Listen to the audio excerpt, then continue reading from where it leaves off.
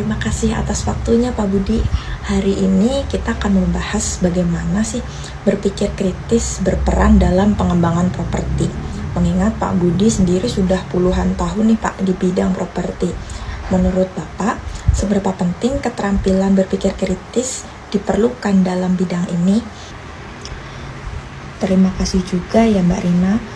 Menurut saya, berpikir kritis itu sangat penting di bidang properti karena kita harus membuat keputusan yang berdampak besar, baik dari segi keuangan maupun sosial. Kita memulai proyek, kita tidak hanya melihat dari sisi keuntungan, tapi juga mempertimbangkan keberlanjutan dan kebutuhannya di masyarakat. Seperti itu Mbak Rina. Mungkin bisa diberikan contoh konkretnya Pak, bagaimana Bapak menggunakan berpikir kritis dalam sebuah proyek. Tentu bisa Mbak Rina. Misal dalam memilih lokasi untuk proyek perumahan, kita tidak hanya melihat lokasi yang murah dan strategis, kita juga perlu mempertimbangkan aksesibilitas, keamanan, kemudian potensi perkembangan wilayah, dan dampaknya itu seperti apa pada lingkungan. Dengan berpikir kritis, kami melakukan analisis menyeluruh termasuk dampak jangka panjangnya. Seperti itu Mbak Rina. Wah, menarik sekali ya Pak Budi. Apakah pernah ada kasus di mana berpikir kritis membantu Bapak menghindari masalah yang besar? Ya, ada.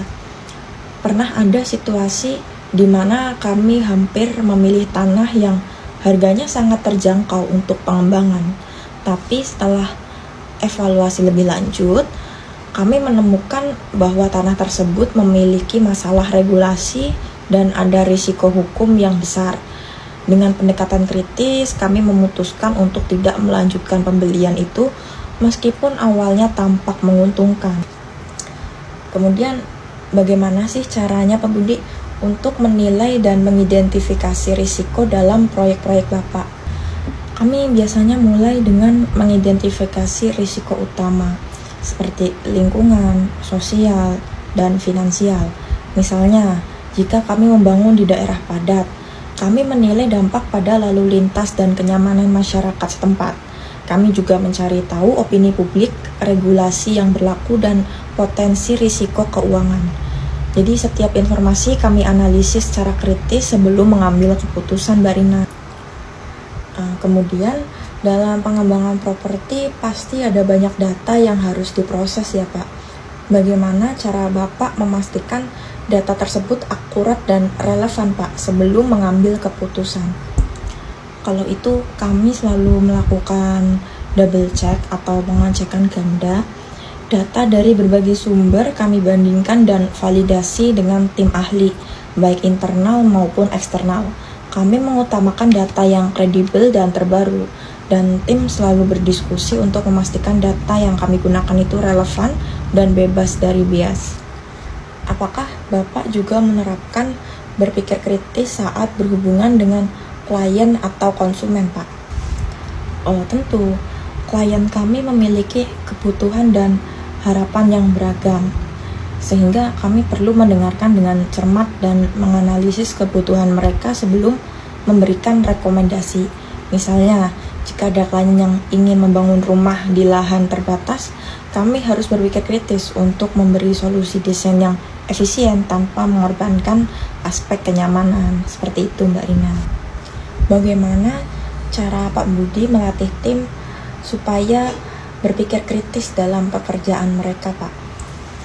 Saya selalu mendorong tim saya untuk selalu bertanya mengapa pada setiap keputusan yang mereka ambil. Saya juga mengadakan sesi diskusi rutin di mana setiap anggota tim bisa mengajukan argumen dan ide-ide.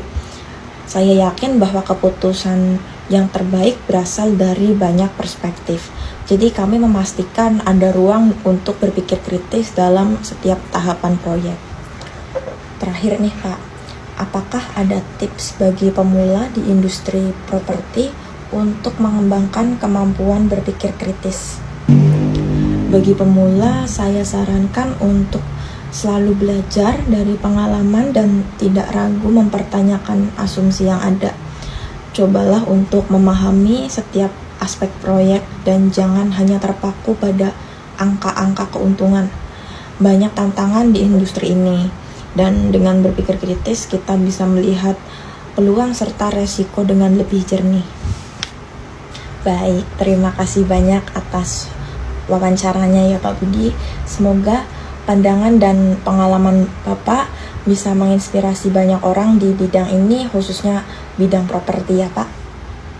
Terima kasih kembali Mbak Rina, senang bisa berbagi pengalaman.